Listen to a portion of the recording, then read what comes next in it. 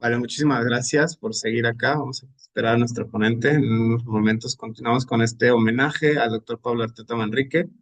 Así que, muchísimas gracias a las personas que se están conectando. Esperamos unos minutos para que se reincorporen las personas que estaban en la anterior sala y podamos continuar con nuestro. Muchísimas gracias por la comprensión. Seguimos. Seguimos. Gracias. Unos minutos.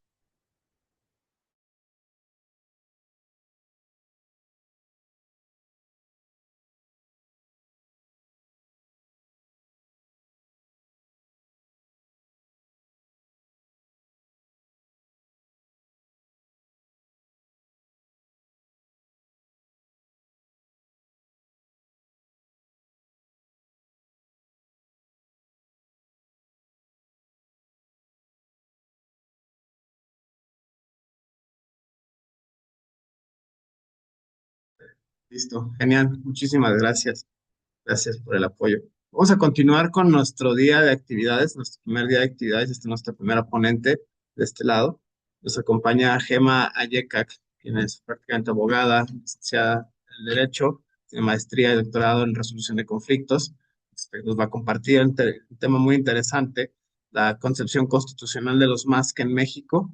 Adelante, doctora, 20, 25 minutos para continuar con la disertación.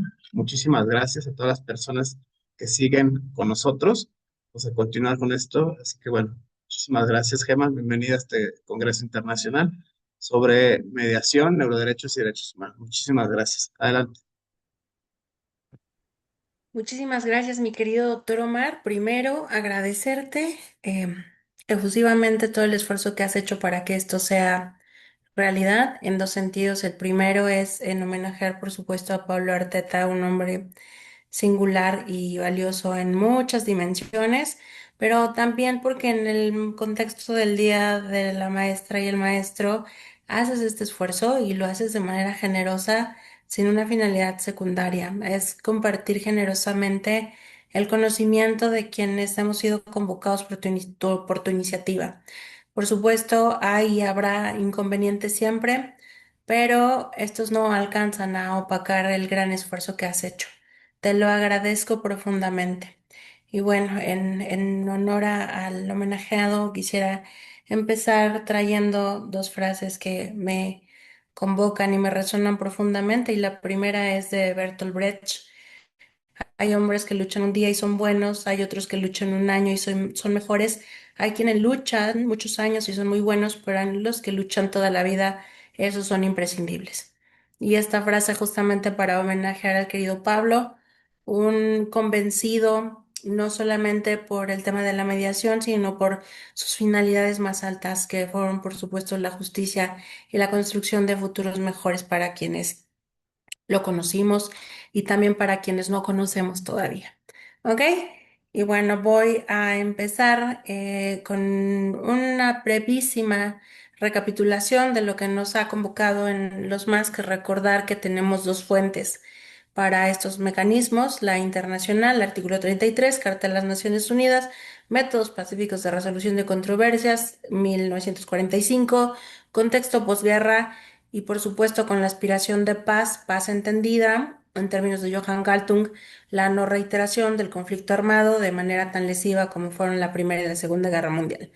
Y un poco más recientemente, a partir del 76, el impulso que tienen los ADR, Alternative Dispute Resolution, en Estados Unidos, con una visión muy libertaria, profundamente pragmática y orientada probablemente no a valores tan profundos como podrían ser aquellos de la Carta de las Naciones Unidas, sino un poco más orientados a una medida de eficiencia procesal, de donde surgen estos discursos de vayamos a despresurizar tribunales, pero que nunca se cuestiona propiamente los sistemas jurisdiccionales y la justicia a través de tribunales.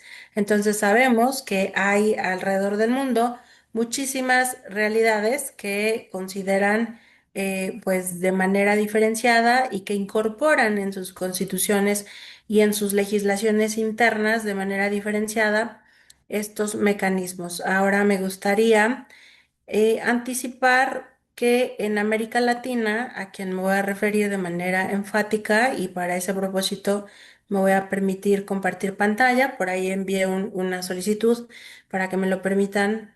Gracias.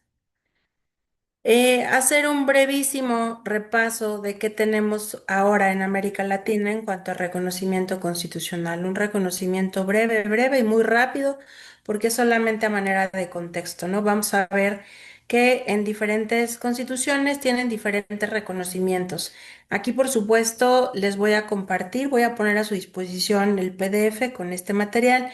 Solamente les rogaría que en caso de disponer de ellos hicieran la cita porque forma parte de una investigación doctoral, entonces, pero con mucho gusto la pongo a su disposición.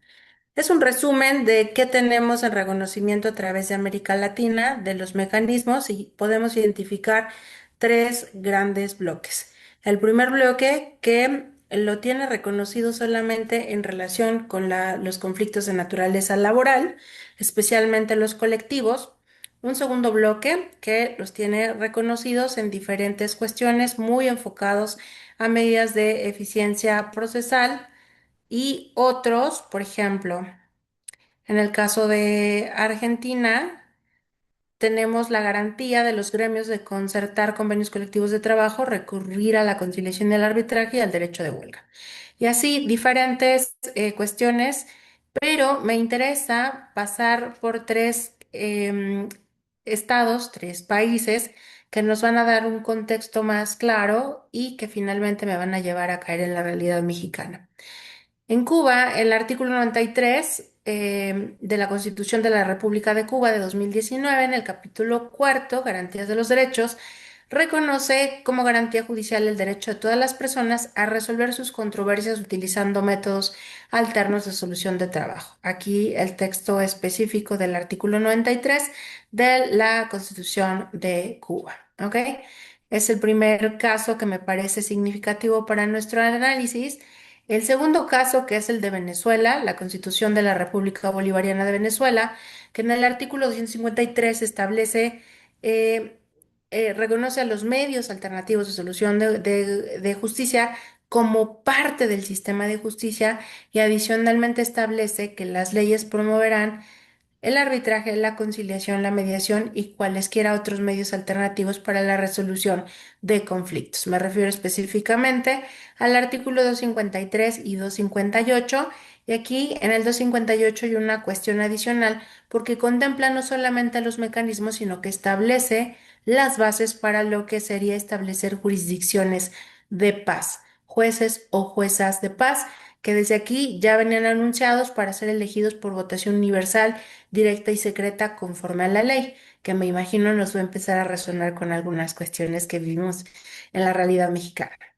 Entonces, a reserva de poner a su disposición este cuadro, recapitulo, en América Latina hay diversos reconocimientos, podemos identificar tres grandes grupos. El primer grupo es el que lo reconoce en materia laboral, especial acento en negociación colectiva laboral. El segundo grupo es el que lo reconoce como medidas de eficiencia procesal y el tercer grupo es este que corresponde con lo que acabamos de ver de la República de Cuba y la República, el Estado Bolivariano de Venezuela. ¿Ok? Entonces, al haber hecho estas consideraciones, me lleva a encuadrar a la Constitución mexicana en este contexto, porque la Constitución mexicana reconoce en el artículo 17 un mandato, una norma imperativa, pero que es imperfecta porque entra en vigor en cuanto se aprueba, pero sus efectos o su eficacia es diferida. ¿Por qué? Porque este mandato no va a reconocer quiénes son las entidades del Estado o a quién se atribuye la competencia legislativa para dotar de contenido esta disposición. En el artículo 17 encontramos la mención de que las leyes preverán mecanismos alternativos de solución de controversias, que aquí nos presenta un primer dato, y es una nominación distinta a la que podemos encontrar en otros países de América Latina. Y segundo tema, lo que ya decía, es una norma de eficacia, de vigencia directa y de eficacia diferida. ¿Por qué? Porque la referencia es hacia las leyes, no establece una competencia directa ni siquiera en sus transitorios para el Congreso Federal o para los congresos subnacionales, con lo cual su eficacia se va a ver postergada a nivel normativo hasta el 2017 en que se otorga la facultad de dotar de contenido o de generar esta ley al Congreso General de la República Mexicana. Y a partir de esto han venido haciéndose diversos intentos para armonizar esta constelación normativa que surge desorganizada porque antes de este reconocimiento constitucional teníamos ya una tradición muy fuerte de conciliación y arbitraje en materia laboral, en protección de consumidores, en protección de usuarios de servicios de salud y de servicios financieros. Es decir, en nuestra Constitución, antes de esta reforma de 2017, teníamos cuatro grupos de protección constitucional diferenciada que ya traían una tradición de conciliación y arbitraje. Posteriormente, hay una segunda fase que es aquella en que las legislaciones estatales, Ciudad de México, Estado de México, Baja California, Chihuahua, Coahuila, Sonora, van a ir incorporando, sin necesidad del mandato constitucional, a la mediación en sus leyes de materia civil, mercantil y familiar, e incluso algunos en materia penal y en justicia para adolescentes. Conclusión de esta primera parte.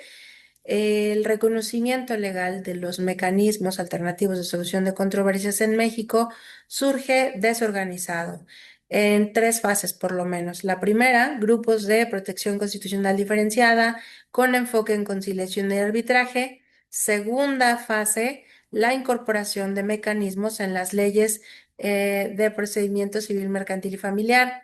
Y la tercera y última fase, la consolidación de un esquema constitucional de reconocimiento para estos mecanismos. Ahora, seguían existiendo temas que estaban pendientes en este desarrollo, porque la redacción que yo considero desafortunada de la Constitución no nos permitía entender a qué se refería. Podíamos hacer inferencias por encontrarse en el artículo 17 que se refiere a la tutela judicial efectiva, pero no existía ninguna disposición normativa directa ni tampoco desarrollo jurisprudencial que nos permitiera discernir. A partir de el 2008, que se incorpora esta mención en la Constitución, los tribunales se encargaron de ir generando ahora una, ahora otra interpretación jurisprudencial sin que llegaran hasta el pasado marzo a ponerse de acuerdo sobre cuál era la naturaleza jurídica, el alcance o los límites de estas figuras, ¿ok? Con lo cual me voy a permitir compartir una segunda tabla y lo que vamos a observar y advertir en esta segunda tabla es un compilado de jurisprudencias y tesis que existen en nuestro país, donde voy a comenzar primero por las jurisprudencias, recordando que en nuestro país existe recientemente un sistema híbrido de precedente y de reiteración para establecer jurisprudencias obligatorias, pero que anteriormente teníamos uno basado puramente en reiteración. Entonces vamos a encontrar aquí tres jurisprudencias y las tres se refieren mayoritariamente a materia penal. Ahora apoyo. Lo que pueden ver en estos números son los números de registro digital que les van a permitir a ustedes consultar en el Semanario Judicial de la Federación directamente estos textos completos. Entonces vamos a ver estos tres que vamos a advertir que son en materia penal y las dos últimas también aplicables de manera común a diferentes materias. Entonces, en la primera vamos a ver medios alternativos de solución de controversias de naturaleza penal. Corresponde al juez de la causa proveer lo conducente hasta antes de cerrar la instrucción para el estado de Jalisco. En el segundo, Mask, en materia penal, el citatorio emitido dentro del proceso de justicia restaurativa para comparecer a la etapa conciliatoria, en términos de esta disposición, no causa una afectación real actual a la esfera jurídica del quejoso para efectos de la procedencia del amparo. Y la tercera, suspensión condicional del proceso, es procedente aunque la persona imputada que la solicita se encuentre previamente privada de la libertad en otra causa penal. Como podemos advertir de estos tres rubros de las jurisprudencias, ninguno entra a discernir sobre la naturaleza de estos mecanismos, ni sus alcances, ni sus límites. Las tres coinciden en una situación concreta y es su análisis respecto del proceso, el proceso jurisdiccional, y estas tres lo único que nos aportan son matices sobre el proceso, pero no entran de fondo en la naturaleza de estos mecanismos. Vamos a ver después estas tesis, que en estas me voy a ir mucho más rápido, porque el tiempo es breve y me apremia llegar a mostrarles el desarrollo más reciente. Todas estas se van a referir en diversas materias, como van a poder advertir aquí. Constitucional común, penal común civil, constitucional penal penal, constitucional administrativa, laboral, constitucional civil, civil, civil, civil, común penal, común laboral, constitucional civil, penal laboral, administrativa constitucional. Todas las que están sin sombrear son tesis aisladas, lo que significa que no son obligatorias en el sistema jurídico, sino que son criterios aislados que pueden ser orientadores. Y en estas vamos a ver que tampoco se establece de manera clara cuáles pueden ser sus alcances ni sus limitaciones. Sin embargo, hay dos que me interesan de manera especial y son aquellas que reconocen que son parte de un derecho de justicia. Y otra que incluso, a mi parecer, una interpretación que resulta muy extensiva, que los califica como un derecho humano. Y me refiero a esta. Me refiero a la tesis 24630, acceso a los mecanismos alternativos de solución de controversias como derecho humano, goza de la misma dignidad que el acceso a la jurisdicción de Estado. Lo cual, por un lado, pues es un criterio que, repito, no es obligatorio, sino orientativo, que nos establece que estos mecanismos no son secundarios al proceso, con lo cual, desde mi perspectiva, desarticulan todas las demás interpretaciones que se hicieron, sino que son idénticos en aplicación respecto de la Constitución. Segundo criterio relevante que a mí me parece desafortunado, la calificación directa como un derecho humano, pues porque en materia de derechos humanos hay ciertos criterios que se deben cumplir, ¿no? Como el hecho de que son universales y en el caso concreto, pues los mecanismos no son universales. En la mayoría, si no es que en todos los casos, están sujetos a un análisis de procedencia que está vinculado o bien a la propia Constitución o a las disposiciones legales, o en tercer lugar, pero no menos importante, al conocimiento del operador, del mediador o el facilitador en términos generales, para discernir si se puede aplicar o no determinado mecanismo. Entonces, hasta ahí este desarrollo que, igual que el ordenamiento jurídico, surge desorganizado y que es un poco dar palos de ciego, porque resolvían sobre si el citatorio vulneraba derechos, la imposición de una multa, si es constitucional obligar a las personas a ir al mecanismo antes de cursar por la jurisdicción, si es inconstitucional, y en estos casos hay criterios que incluso son contradictorios. Entonces, la interpretación judicial que se ha hecho sobre estos mecanismos en paralelo a la legislación es desordenada. Y así venía existiendo la aplicación de los mecanismos, y eso permitió durante mucho tiempo que los operadores jurídicos y también las personas facilitadoras, mediadoras, conciliadores, árbitros se decantaran a juicio y a criterio propio por una interpretación o por otra. Ahora voy a señalar que son medidas de eficiencia procesal, ahora voy a decir que no, ahora voy a decir que es mi derecho concurrir a ellos, ahora voy a decir que es impugnable el convenio, ahora que no. Y esto generó una disparidad tanto en la aplicación de la ley como en la interpretación. Y este problema de desorganización de la constelación normativa pretende tener dos resultados. El primero de ellos es la armonización legislativa que buscó realizarse con la expedición de la Ley General de Mecanismos Alternativos de Solución de Controversias, vigente a partir del 24 de enero del 26 de enero del 2024, en cuanto a las normas jurídicas y en cuanto a la interpretación. También nos seguían sobrando por ahí algunas cuestiones, porque como ya les anticipé, en la interpretación habían criterios que eran incluso contradictorios, ¿ok? Entonces, ¿qué sucede con esta interpretación judicial de los tribunales, con esta jurisprudencia? Se zanja el vacío interpretativo y viene la Suprema Corte de Justicia de la Nación en el amparo en revisión 20-2025 de la ponencia de la ministra Loreta Ortiz Alf en marzo de 2026 a establecer a través de esta sentencia, de este fallo, la naturaleza jurídica. Quiero ser clara con esta cuestión por el número de votos que tiene esta sentencia. Es un precedente obligatorio, lo que significa que en el sistema jurídico mexicano ya no se permite la interpretación libre de esto, sino que debemos regirnos a estas consideraciones como obligatorias.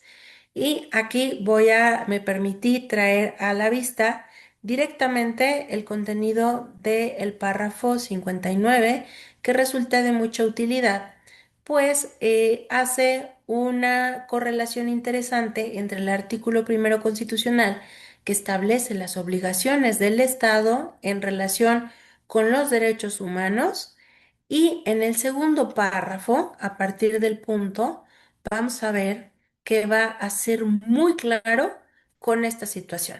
Una disculpa. De ahí que el establecimiento de mecanismos alternos se haya entendido como una manifestación concreta del derecho humano de acceso a la justicia, conforme lo reconocen el artículo 8 de la Convención Americana de Derechos Humanos y el artículo 14 del Pacto Internacional de Derechos Civiles y Políticos, con lo cual se zanja toda discusión. Ya no podemos estar hablando que son medidas de eficiencia procesal y tampoco podemos estar especulando si es un derecho humano autónomo. La interpretación que realiza la Corte es clara.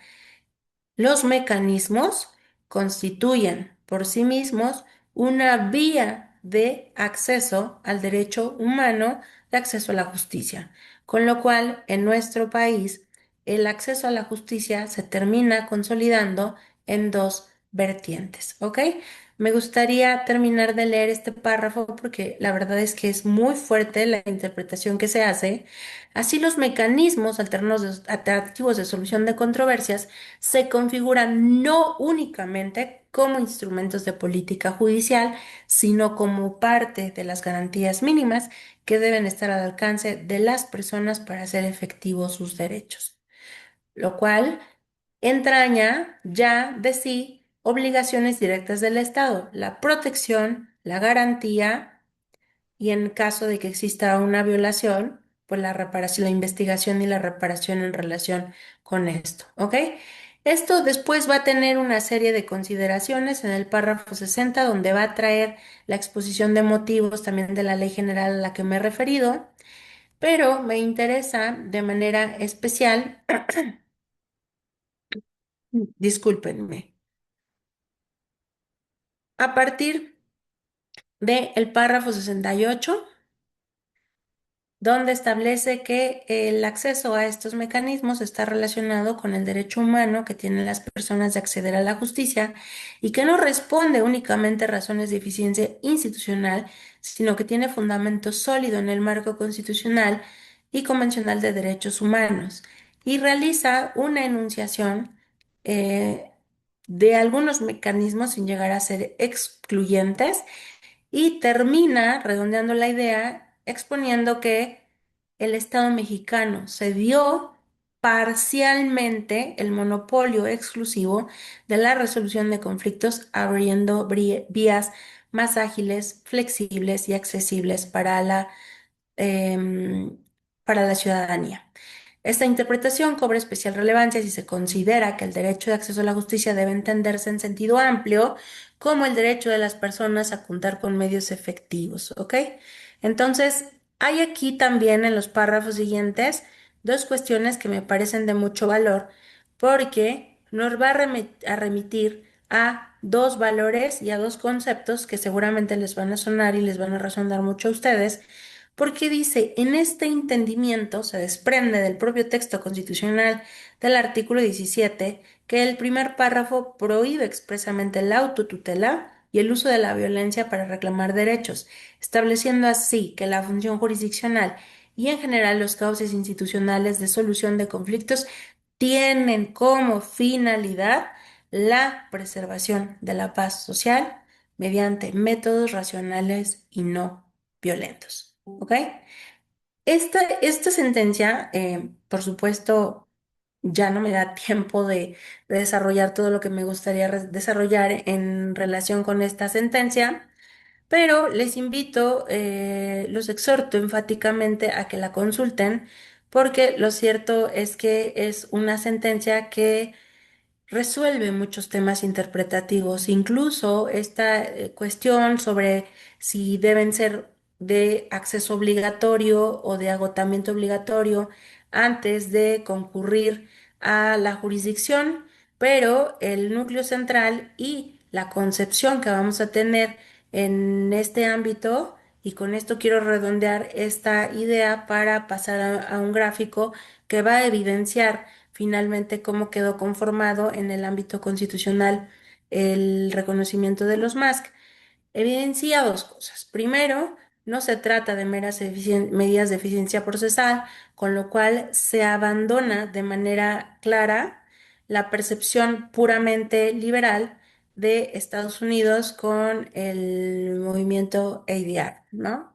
Estamos más enfocados desde la perspectiva mexicana hacia la concepción del artículo 33 de la Carta de las Naciones Unidas y además con el reconocimiento expreso de una garantía de el derecho de acceso a la justicia. Con lo cual,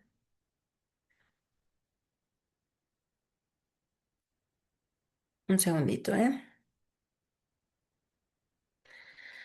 Aquí estamos. Con lo cual, lo que vamos a encontrar en nuestro país es que la configuración constitucional queda integrada en México de la siguiente manera. Vamos a tener dos vertientes de acceso a la justicia, la vertiente de la justicia jurisdiccional y la vertiente de la justicia alternativa. ¿Por qué razón se sigue conservando el adjetivo alternativo? No por ser secundario, sino porque si estableciéramos el autocompositivo, dejamos fuera el arbitraje. Entonces, en nuestro arreglo constitucional sigue siendo justicia alternativa. Ahora, en la justicia jurisdiccional, también por vía de interpretación jurisprudencial, ha quedado establecido que tenemos tres componentes o tres etapas dentro de la jurisdicción. El acceso con el reconocimiento efectivo de recursos en la ley y sus garantías institucionales, un tribunal, los juzgadores y los mecanismos de administración y vigilancia, las garantías o los componentes de proceso, que son los principios y las garantías del debido proceso, y en el tercer componente, las medidas de eficacia que se refieren específicamente a la ejecución de las sentencias, ¿no? Este efecto útil de las sentencias que efectivamente se vean reflejadas en la realidad. Así, de esta manera, y esto no está todavía, ¿se alcanzan a ver esta parte? Perfecto, gracias, Gloria, querida. Y esta parte nos va a llevar a la segunda vertiente, que es la justicia alternativa. Esta interpretación todavía no está hecha en la Corte. Esta interpretación la realizó su servidora en una tesis aislada que está pendiente de publicar, pero que se falló en el tribunal en el que ahora ejerzo la magistratura y que en colaboración con mis compañeros integrantes del tribunal colegiado decidimos plasmar este desarrollo en esta tesis aislada, que no será obligatoria, pero que es un avance porque ya nos permite colocar un criterio orientador dentro de las fuentes consultables y legítimas del derecho mexicano. De esta misma manera, simétricamente, vamos o desarrollamos también tres componentes. El primero, que es el de acceso, que por supuesto también tendrá una garantía de reconocimiento expreso de acceso a los MASC en la Constitución y en las leyes. Estará acompañado de sus garantías instrumentales o institucionales a través de los centros públicos y privados de MASC. Acá no hay juzgadores, sin embargo, pues tenemos a todos los operadores, a los facilitadores públicos y privados, y en la parte administrativa tenemos un Consejo Nacional de MASC.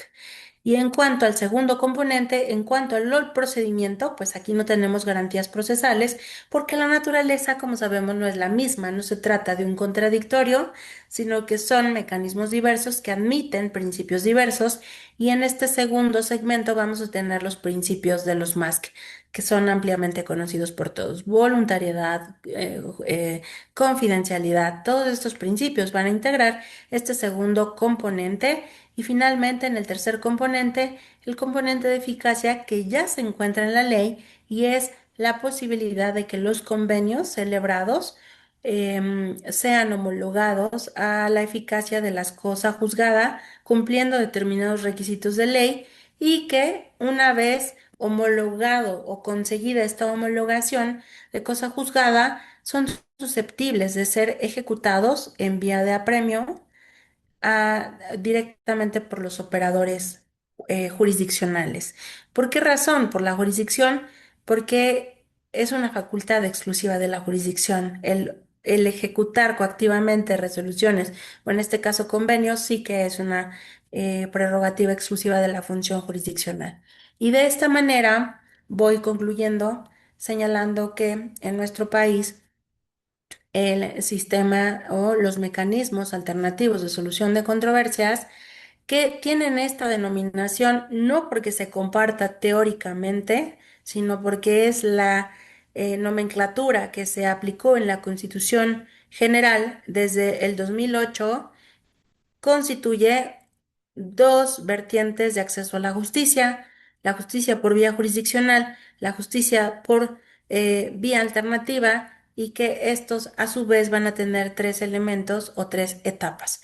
Lo que, a reserva de que se siga desarrollando en la India, una ley que también es reciente, porque es del 2023, la ley de India, no tiene equivalente en el mundo entero. Entonces, es para nosotros muy significativo esto, que un poco a la mexicana surge de manera desorganizada, surge caótico, que hemos hecho nuestros mayores esfuerzos por sistematizarlo y organizarlo, y sin embargo sigue teniendo sus datos de desorganización, pero que sin embargo al día de hoy, mayo de 2026, ya tiene un continente claro y una determinación dentro del sistema jurídico, sin que ello, por supuesto, sea excluyente de las consideraciones que tenemos pues en la parte dogmática, axiológica y epistemológica que corresponde directamente a los mecanismos. Con lo cual es un desorden, pero es nuestro desorden y estamos muy orgullosos de haber conseguido esta dimensión y esta consideración de los mecanismos en la perspectiva constitucional mexicana. Me gustaría terminar, y no solamente eso, sino que además, en función de esta última ejecutoria, tiene una clara orientación hacia dos valores: la paz y la no violencia. Entonces, con lo cual me parece que ha tardado, pero jurídica y normativamente se ha conseguido un reconocimiento, probablemente el más amplio en América Latina, seguramente el más amplio en Norteamérica, y probablemente un referente a nivel internacional. Con lo cual estaría yo terminando, no sin agradecerles el favor de su atención y además cerrar con una frase de un muy querido maestro y amigo y guía a veces, que es el doctor Alejandro Nató, quien en una conferencia dijo una frase que penetró tan profundo en la piel que se volvió parte de mí. Eh, Algún día, cuando mi hija sea mayor y nos pregunte si en esta locura de perseguir la paz lo logramos, le voy a responder que no sé, pero vaya que lo intentamos. Y yo en este sentido y en este entendimiento te agradezco nuevamente, Omar, el esfuerzo y el trabajo significativo que has hecho para conjuntarnos y reunirnos en este espacio. Y qué mejor motivo que en homenaje del querido y admirado Pablo Arteta, que seguramente su legado nos acompañará largamente. Muchísimas gracias, Omar, y muchísimas gracias a todos los asistentes y participantes. Muchísimas gracias, doctora, por el espacio, por esta conferencia que nos acaba de compartir. Precisamente muy en la conquista, en la cruzada de Pablo Arteta, muy malo, pero al menos es nuestro y al menos tenemos justo el tema de la legislación de los MASC, la mediación específico en otras partes de Iberoamérica, muy interesante. Esto de estudio comparado del derecho, que varios colegas de otras partes del mundo, literal, de los países de Latinoamérica, realmente es una labor común, es una labor, digamos, del siglo XXI. Muchísimas gracias, doctora, por el espacio. Gracias. No sé si alguien quiere hacer una pregunta, algún comentario, que está nuestra última ponente de la primera sesión del día de hoy, para aprovechar un poco el tiempo. Yo creo que no van a querer porque ya traemos hambre. Mira, ahí hay una ya, y ya. Pero bueno, si no hay más, entonces vamos a nuestra última No, sesión.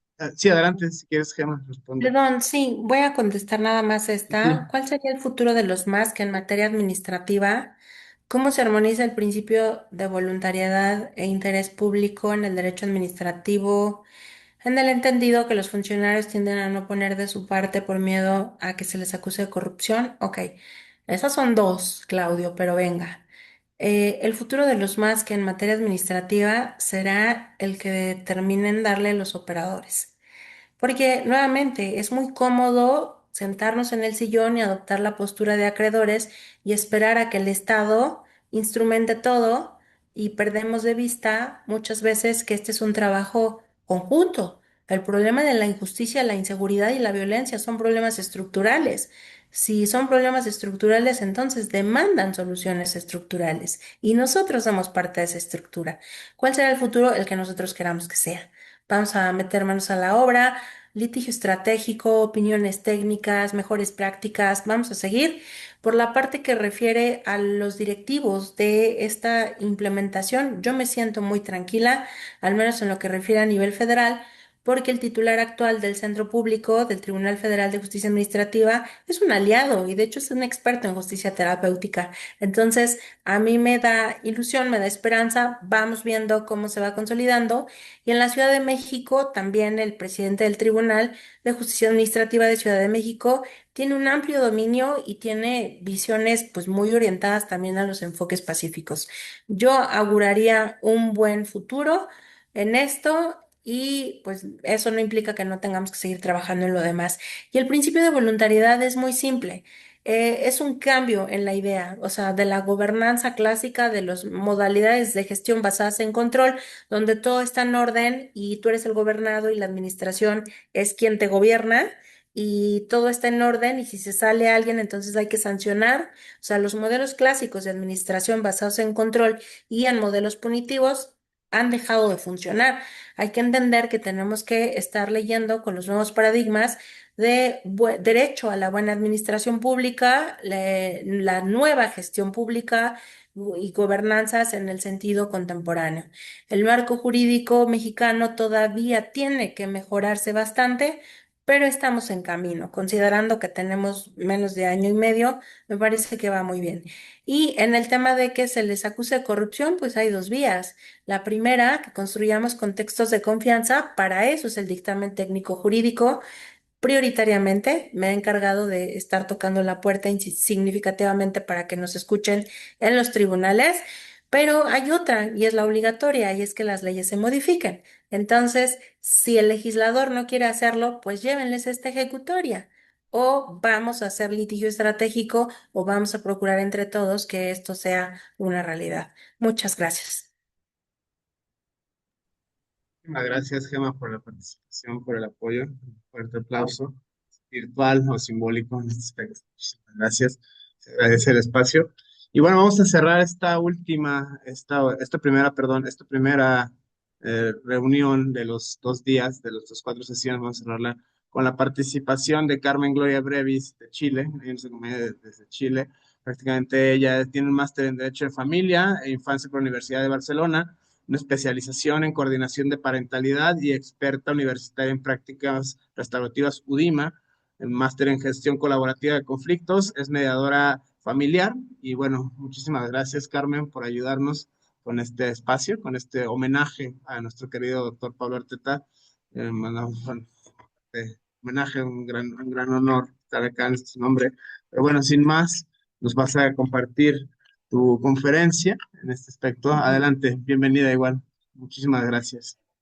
Muchísimas gracias por la invitación y creo que además es un justo homenaje para Pablo que tanto nos congregó y además tenía esa capacidad de podernos reunir y motivar de una manera muy fuerte. Así que yo creo que el legado que él nos deja también es muy importante para no solamente para nosotros, sino que para la mediación en todo el mundo. Quisiera pedirle a Gema si puede dejar de compartir para yo también presentar un PPT que traje para mostrarles mi tema que creo que también es importante como visualizarlo en términos de ir ampliando las fronteras de la mediación, de tal forma que no nos aboquemos solamente a las materias más clásicas, sino que también en los temas que hoy día nos están desafiando constantemente. Así es que desde esa perspectiva, mi tema tiene que ver con la mediación y el derecho a los cuidados, que hoy día está absolutamente en boga y que nos tiene también a todos bien como motivados para poder también empezar a implementar los cambios que, como bien sabemos, son necesarios para enfrentar las realidades que tenemos habitualmente. Y este segundo encuentro que nos ayuda tanto también a pensar cómo nos vamos a poder como también reorganizar, tiene que ver en mi caso con este reconocimiento también a la mediación y los derechos que hoy día tenemos que enfrentar para poder también cuidar como se corresponde.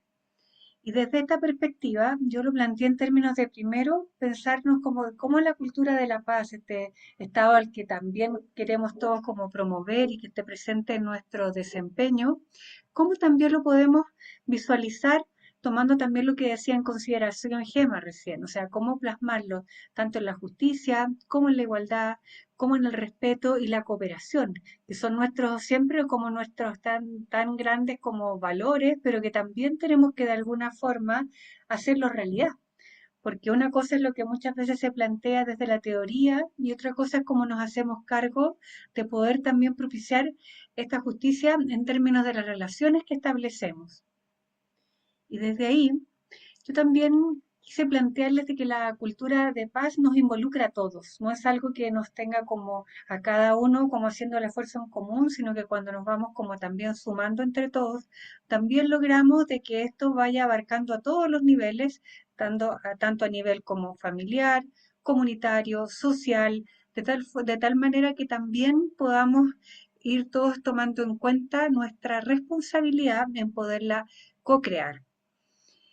Y también aquí tenemos que esto también se visualiza también incluso en las relaciones internacionales, o sea, pasamos desde lo más individual hasta llegar también a lo que nos traspasa como fronteras.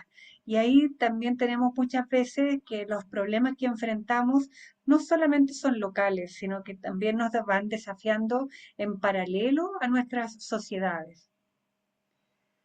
Entonces, tenemos que esta cultura de la paz involucra, por una parte, tener acciones constantes para poder también crear todas las actividades que se requieren para poder tener esta cultura de paz.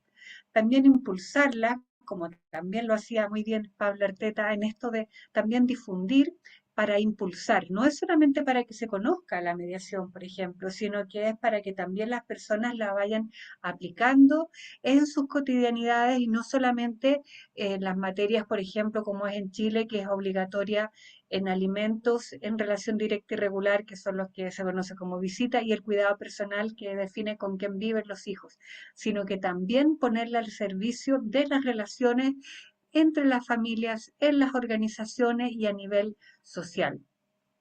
Entonces, aquí también es importante que tengamos conciencia de nuestro rol en términos de organizarnos entre sí, como por ejemplo en este tipo de congresos, en los seminarios, en los colegios profesionales, de tal manera que también nos podamos organizar en pro de que los objetivos no solamente sean de grupos pequeños, sino que también vayan como impregnando a otros de estos valores que tienen que ver con esta cultura de la paz. Y así nos encontramos con que es importante tener esta cultura de la paz, no solamente por prevenir los conflictos más violentos, sino que también asegurarnos de que este desarrollo sea sostenible en el tiempo y que además nos permitan relaciones más saludables. Porque bien sabemos, por ejemplo, lo que ocurrió con la pandemia, que nos ha dejado a todas nuestras sociedades bastante como maltrechas en términos de los indicadores de salud mental. En Chile tenemos hoy día, por ejemplo, indicadores que son bastante complejos en términos del impacto que tuvo la pandemia, y sumado además a una cultura que tiene que ver también con salud mental que ha estado deteriorada por también las patologías que muchas veces están a la base y no han tenido la forma de enfrentarse a tiempo con políticas públicas sostenidas en el tiempo. También tenemos que esta cultura de la paz protege estos derechos humanos, promueve la inclusión y además muchas veces también tenemos que tener en cuenta que esto no solamente se fomenta en una institución, sino que también podemos extrapolarla para que también se impregne de esto en la educación en todos sus niveles, no solamente pensando en que sea necesaria la intervención Carmen, cuando ya se ha producido un conflicto. ¿Sí? Carmen, perdón, no sé si estás compartiendo la pantalla, si te quedaste en la misma o si nomás estamos viendo la primera, o si es... No, la he seguido compartiendo, estoy como en la Sí, sí, cuarta. no, pero... Ah, ya, es que se quedó congelada en la primera. Mm, Ah, da déjame igual. ver cómo, Sí, justo. ya, Gracias. déjame ponerla de nuevo entonces. Voy Sí, a dejarla de gracias. compartir y la voy a poner nuevamente. Sí, a veces ocurren esas cosas, que es como Sí, no, curioso, ya. pero sucede. Sí, Muy sí, hace surrealista un hoy, día ya. aconteció. Ya, gracias. Sí, sí, no, gracias a ti. Entonces, ahí la ven, Sí, la vemos. esta es ya. Está congelada para mí la primera. Hay que darle También. como modo ¿Todavía? presentación. Hay que darle compartir allá a la arriba a la derecha. A mi derecha al menos del monitor. Oh, qué raro, porque voy como, pero mira, al final del día, a quien más le sirve a mí es como este punteo que me voy haciendo, Ok. pero es muy raro porque no me aparece como que estuviese solo para mí. Es como extraño, no me había ocurrido, pero bueno, hoy día sí un día aconteció. Sí. A ver, voy a compartirla voy a dejar de compartir. Ahí me ven sin Sí, PPT, sí. ¿verdad? Sí. Ya, entonces vamos a compartir a ver si lo logramos poner como Como aquí. presentación, Gloria. Sí, si lo puse como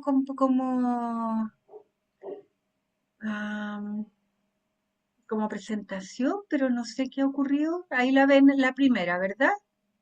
Ahora, ¿sabes cómo está? Como si fuera que la vas a editar. Sí, está como la línea, Ah, se ve la columna con todas las diapositivas a mi izquierda y la grande, claro, la primera a la derecha.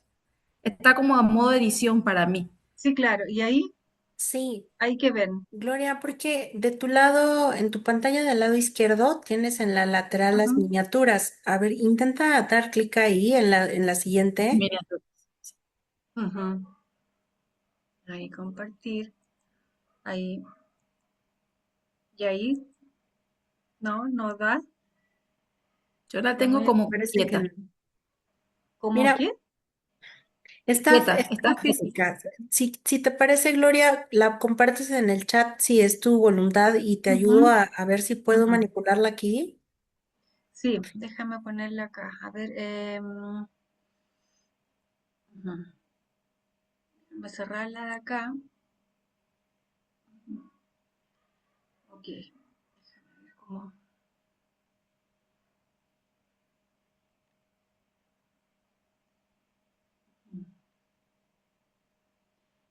no ha sido simple, ¿ah? Sí, esto ha sido como el desafío del día. Déjame tomarla desde el escritorio y la pongo para acá. Ok. Ujú. La voy a poner en el chat ahora entonces para que quede ahí ya.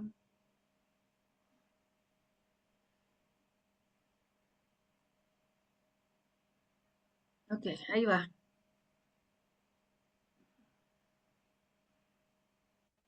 Ahí se está compartiendo.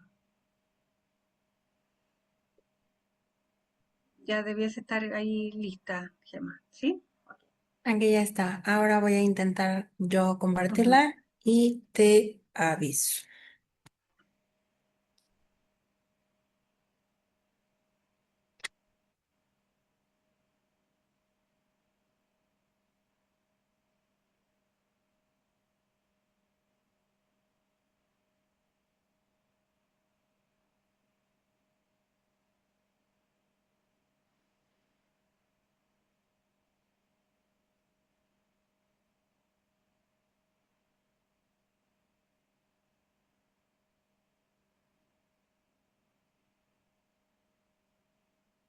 Si quieren, mientras tanto, voy avanzando con el tema para que no nos Sí, quedemos gracias, tan... Carmen. Ahí disculpa, es que Sí, nos sacamos de sí, nos parecía estática la pantalla y sí me hicieron comentarios los colegas. sí, Gracias, gracias, Carmen. sí. Muchísimas gracias, qué linda. Bien, gracias. Bueno, entonces el tema tiene que ver esencialmente con la necesidad que tenemos también de, por ejemplo, potenciar desde nuestros ámbitos más cotidianos estos mecanismos alternativos o adecuados de resolución de conflictos, donde ahí tenemos, por ejemplo, tanto la mediación, la negociación, la conciliación como el arbitraje, pero nos encontramos con que frente al derecho al cuidado, por ejemplo, que se estableció en la opinión consultiva 31 del 2025 de la Corte Interamericana de Derechos Humanos, donde se establece de que este derecho también es un derecho que es una necesidad universal y por tanto nos involucra a todos en términos de también entender de que tenemos necesidades que tenemos que de alguna forma enfrentar como sociedad, es decir, cumplir con esta corresponsabilidad social y familiar, es decir, también tener esta solidaridad con el principio de igualdad y además tener este respeto por la autonomía de las personas. Entonces ahí nos encontramos con un gran desafío porque tiene que ver también con esta posibilidad de hacer realidad esta necesidad que tenemos en común de poder cuidar y cuidarnos. Entonces, en esa perspectiva, nos encontramos con que esta necesidad múltiple que tenemos también requiere el que podamos desarrollar nuevos mecanismos para poder también relacionarnos de una mejor manera. Vamos como en más adelante, Gemma, por favor. Vamos en tres más. La siguiente y después la que es la que continúa. Aquí. Muchas gracias. Entonces, este derecho a los cuidados tiene tres dimensiones que son muy importantes para tomar en cuenta, que tiene que ver con tanto con el derecho a cuidar como el derecho a ser cuidado y también propiciar el autocuidado. Y eso significa que muchas veces también la sociedad tiene que hacerse corresponsable de también de poder cumplir estas funciones de apoyo y de cooperación, porque muchas veces termina ocurriendo de que las personas ejercen todos los cuidados al interior de la familia y que recayendo esto sobre todo en las mujeres, las que ven también muy perjudicada su salud física actual y también la futura. Hay investigaciones que muestran, por ejemplo, de los efectos que se calculan además en las futuras pensiones, de tal forma que en los sistemas, por ejemplo, como el chileno, en que las personas son las que van acumulando sus propios fondos para una futura jubilación, se ven muy perjudicadas por sus trabajos que han estado al servicio de otros, pero que no tienen retribución económica y a veces ni siquiera un reconocimiento de las familias, y lo que también implica que después, además a largo plazo, las mujeres muchas veces se quedan sin la posibilidad de saber con seguridad quién las va a cuidar, dadas las estadísticas que tenemos hoy día de envejecimiento de la población. Entonces, este es un problema que nos atañe a todos, o sea, todos necesitamos desde que nacemos ser cuidados y probablemente todos lo vamos a necesitar, dado que se espera que todos vivamos muchos años. Y por esto mismo necesitamos potenciar tanto la mediación como la facilitación para propiciar de que las instituciones se hagan cargo, así como también resolver lo que va ocurriendo a la base en las familias, porque esta distribución de las tareas termina siendo muy desigual en muchas ocasiones y por tanto las personas también necesitan poder sentir de que este peso no lo llevan por sí solos. Si puedes avanzar para la siguiente, por favor, Gemma. Muchas gracias. La siguiente también. Sí, entonces aquí tenemos de que estos ejemplos de los que les conversaba tienen que ver con cosas bien como cotidianas muchas veces. O sea, ¿quién se va a hacer cargo de cuáles tareas? ¿En qué horarios? ¿Cuándo va a tener un tiempo de descanso el cuidador principal? ¿Cómo lo vamos a hacer también para que esto se dé en una instancia de diálogo y no haya una persona que se sienta absolutamente sobrepasada y que después esta carga también repercuta en la relación que se da al interior de esas familias? Porque también eso no es solamente lo que va ocurriendo hoy día, sino que el resentimiento también se va acumulando y por tanto lo que empezó muchas veces siendo un problema pequeño se va aumentando, lo que también va desafiando a las familias para que puedan reorganizar y a la vez colaborarse con otras instituciones, por ejemplo, con el consultorio, el centro de salud, con los centros educativos, con los programas que hay de apoyo, para que también las personas no tengan todo el peso sobre una persona en particular, sino que también estos problemas se puedan enfrentar de manera paralela para que también todos se sientan más implicados, no solamente en las problemáticas, sino que también en las soluciones. Si puedes avanzar a la próxima, por favor, Gemma.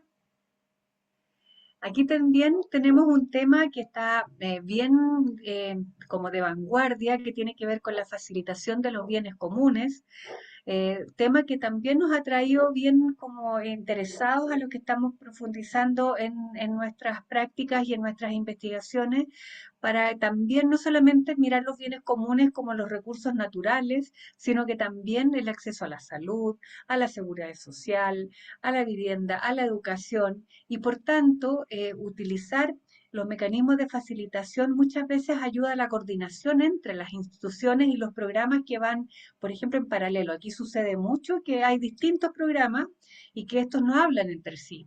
Entonces, al existir una articulación propiciada desde la facilitación, nos encontramos con que también nos ejercen estos programas muchas veces que van como contraponiéndose, sino que se van unificando para que también las personas puedan saber qué institución otorga cuáles beneficios, cuáles pueden articular desde otras.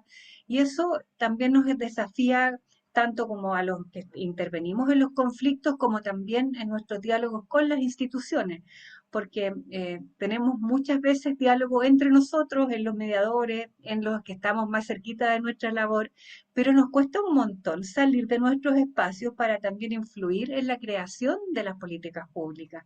Y ahí tenemos un desafío gigante para que también empecemos a propiciar esos diálogos, por ejemplo, las conversaciones que tenemos en otros espacios, como cuando yo voy a México por ejemplo, nos juntamos el año pasado con Gema, también con otras personas del Instituto de Mediación de México, con distintas personas que nos van como iluminando y entregando nuevas perspectivas, porque las soluciones no las tenemos cada uno como en particular, sino que tenemos que también investigar respecto a lo que otros están haciendo y lo que nosotros podemos entregar para lograr estas articulaciones, tanto de instituciones como también de esfuerzos que se pueden replicar, mejorar y también buscar esta posibilidad de que siempre podamos conversar en términos de este problema de los cuidados que lo tenemos a nivel global. Si pudieses avanzar a la próxima, por favor. Gracias. Y aquí, en esta lámina, quise condensar esto que tiene que ver con el bien común, o sea, cómo cada uno puede hacer un esfuerzo para poder también propiciar esto de que las personas tomen mayor responsabilidad en esto de entender de que somos sociedades en que nos necesitamos todos, que tenemos que cooperarnos para realmente poder avanzar en términos de que no quede nadie afuera, porque muchas veces se dice que los bienes comunes son de todos, pero al final terminan siendo de nadie porque no hay una persona que se haga cargo de esto. Entonces, desde ahí, la articulación que también hemos aprendido desde la mediación, desde los esfuerzos colaborativos, nos pueden ayudar muchísimo para también propiciar estos diálogos, también esta posibilidad que las comunidades conversen, porque muchas veces un vecino sabe de una situación súper grave de una persona que vive sola al lado y si se colaboran, si se conocen, si también pueden articular esfuerzos, decir, ya, yo conozco tal institución, te puedo llevar, te puedo traer, eso le da conciencia a la comunidad. Y ese es un desafío gigantesco porque las personas muchas veces están más solas de las que uno cree y nos necesitamos para poder también tener una sociedad que sea realmente más integradora y que también pueda dar pie a la satisfacción de nuestras necesidades también de contacto con otros.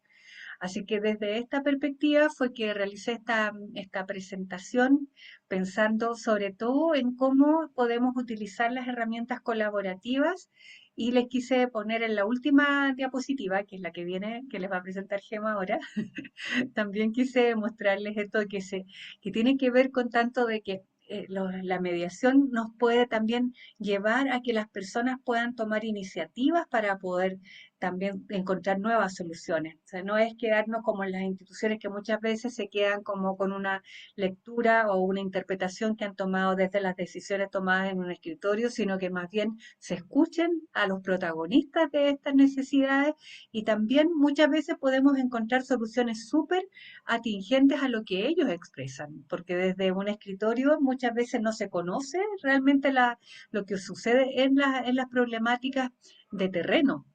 Y eso yo creo que es algo que los que estamos en mediación o en las intervenciones colaborativas o que vamos escuchando también las distintas voces, también las podemos hacer presentes y desde esa forma ir facilitando el que las personas vayan conversando y puedan buscar sus propias eh, medidas para que también se puedan implicar en estas soluciones, porque es bien distinto cuando una persona impone una solución versus cuando la persona se siente escuchada y que su idea ha sido también valorada. Y es lo que muchas veces se plantea en la mediación organizacional, que es bien distinto cuando, por ejemplo, un jefe de una organización toma una decisión versus cuando ha escuchado las distintas voces y ha podido, por ejemplo, coordinar distintos esfuerzos tomando en cuenta la sugerencia que dio la persona que atiende, por ejemplo, a las necesidades de los clientes. Entonces vemos que todos estos mecanismos pueden ser aplicados en distintos niveles, en distintos ámbitos y por tanto nuestra responsabilidad como mediadores es no dejarnos como este tesoro para nosotros y nuestro contexto, sino que también irnos también propiciando en esta responsabilidad de influir en el entorno y en quienes toman las decisiones. Así es que tengo la última, sí, me queda solo una, que ahí la va a poner Gema y tiene que ver con esto, con que nuestro desafío con todo esto es hacer lo posible. Y por eso puse aquí, este es un paradero de buses que hay en Chiloé, que es una isla que está al sur de Chile, que es hermosa, y tiene que ver con que cada cierto tiempo en estos caminos encontramos estos paraderos que protegen, que cuidan y que hacen posible el que las personas se puedan movilizar. Y de eso se trata muchas veces nuestros esfuerzos, de podernos influir y también proteger. Así que los dejo con esta invitación a la cooperación y la participación y agradeciendo especialmente esta invitación que ha sido como de un día muy interesante y que además nos deja llenos como de esa sensación de que estamos en el mismo camino. Así que muchísimas gracias. Que estén muy bien. Muchísimas gracias, Carmen, por compartirnos esta conferencia, este esfuerzo que hemos hecho por honrar la memoria de nuestro colega Pablo Arteta Manrique. En este aspecto, gracias. Yo tengo dos, si nadie más tiene dos, ya para cerrar esta sesión, primera sesión, nos vemos ahora a las 5 de la tarde. Chile y todos los países de Latinoamérica, pero Chile tiene una peculiaridad muy singular en la América Latina, neuroderechos y la opinión consultiva que acabas de citar. Justo van como los chicos progres del barrio en ese aspecto, van muy adelante en ese sentido tenemos mucho que a aprender, pienso en México, o sea, los colegas que hay acá Paraguay, la región, el tema de la legislación, el tema, por eso elegí tres temas, ¿no? Mediación, derechos humanos y neuroderechos. Con esto de que lo hemos dialogado con varios colegas de que ahora todo es neuro todo con algo, neuro todo más algo. En este aspecto se me hace muy interesante la experiencia legislativa de Chile a nivel nación, o sea, van a la vanguardia desde este punto de vista. No sé si nos puedas platicar un poquito más, así como para cerrar con esto, porque sí nos deja mucha tarea Chile en materia legislativa de más y sobre todo neuroderechos. Sí, yo creo que el gran desafío aquí es no solamente crear las leyes, sino que ponerle financiamiento, porque sobre todo con este momento que estamos con un cambio de gobierno que nos están peligrando muchos de los financiamientos a ciertas políticas públicas, yo creo que también es el gran tema que hoy día nos tiene a todos como sobresaltados en términos de decir cuáles van a ser los esfuerzos para poder continuar con líneas que han sido programáticas y también expandirlas. Por ejemplo, esto del derecho al cuidado también implica poner también financiamiento para eso en términos de que se mantengan los programas de apoyo a los cuidadores, que también, por ejemplo, sea posible de que haya centros que se especialicen en atender a las personas que tienen dificultades para poder cuidar a otros. Entonces, todo eso yo creo que las leyes tienen que ver con esto de poder propiciar esfuerzos, pero también hacerlos como desde las bases para que esto pueda permanecer y pueda permear no solamente a un grupo en específico, sino que también colaborar en términos de la difusión de estas nuevas políticas públicas.